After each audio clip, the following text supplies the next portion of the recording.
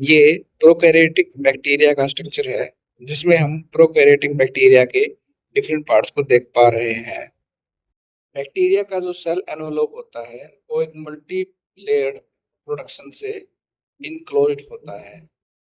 Capsule या glycocalyx ये bacteria की आउटर मोस्ट लेयर होती है और ये स्टिकी मतलब चिपचिपी और पॉलीसैकेराइड्स और पॉलीपेप्टाइड से बनी हुई लेयर होती है।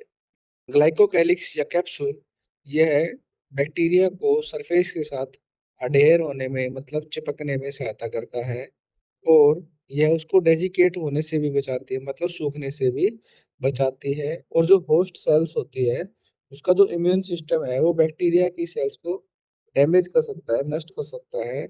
यह इसे इस प्रोसेस से भी मतलब फेगोसाइटोसिस से भी बचाती है। कैप्सूल या ग्लाइकोकैलिक्स के बाद बैक्टीरिया में सेल वॉल प्रेजेंट होती है। यह एक रिजिड स्ट्रक्चर होता है और ये पेप्टिडोग्लाइकन से बना होता है। और पेप्टिडोग्लाइकन है वो एक नेटवर्क होता है शुगर और एमिनो एसिड का। सेल वॉल का जो फंक्शन होता है बैक्टीरिया में वो बैक्टीरिया की जो सेल होती है उसकी शेप को डिटरमाइन करने का होता है मतलब उसको फिक्स करने का होता है। और दूसरा जो फंक्शन होता है वो बैक्टीरिया की जो सेल होती है उसको फटने से बचाने का होता है due to internal osmotic press. Gram positive bacteria इनमें थिक पेप्टिडोग्लाइकन लेयर होती है। ग्राम नेगेटिव बैक्टीरिया जिसके अंदर थिन पेप्टिडोग्लाइकन लेयर होती है और इसकी एक आउटर मेम्ब्रेन होती है जो लिपोपॉलीसैकेराइड से बनी होती है और वो एक एंडोटॉक्सिन की तरह कार्य करता है। सेल मेम्ब्रेन या साइटोप्लाज्मिक मेम्ब्रेन यह फोस्फोलिपिड से बनी होती है और ये बाइलेयर्ड होती है। यह कोशिका के अंदर या सेल के अंदर आने जाने वाले पदार्थों को रेगुलेट करती है और इसका दूसरा काम होता है एनर्जी प्रोडक्शन की साइड का काम करना, क्योंकि इन कोशिकाओं में माइटोकॉन्ड्रिया नहीं होते हैं।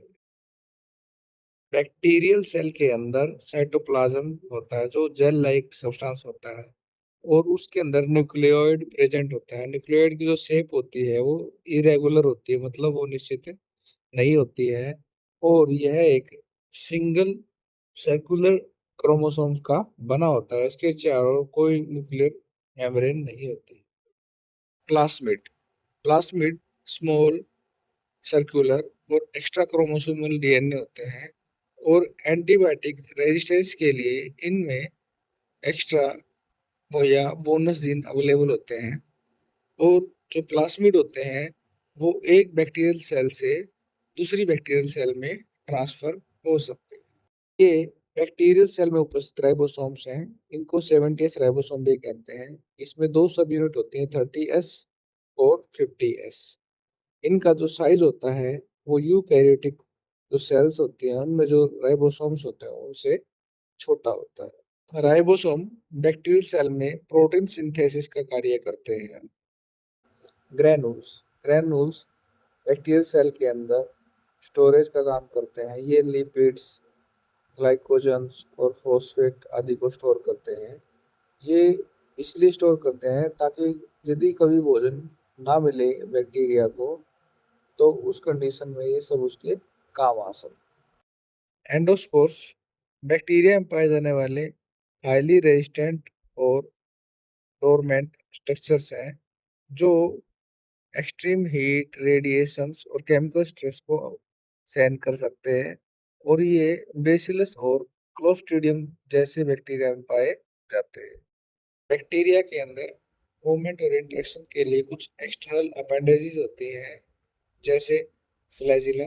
फ्लैजिला एक लंबा और प्रोटीन से बना वीप लाइक स्ट्रक्चर होता है जो प्रोपेलर की तरह रोटेट करता है ताकि बैक्टीरिया अच्छे से मूवमेंट कर सके, गति कर सके।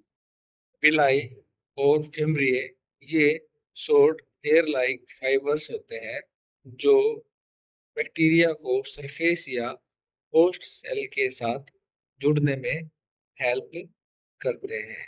सेक्स पिलाई ये लार्जर अपेंडेजेस हैं जो दो बैक्टीरियल सेल के बीच में कंजुगेशन में हेल्प करती हैं ताकि वो एक दूसरे के साथ डीएनए ट्रांसफर कर सकें।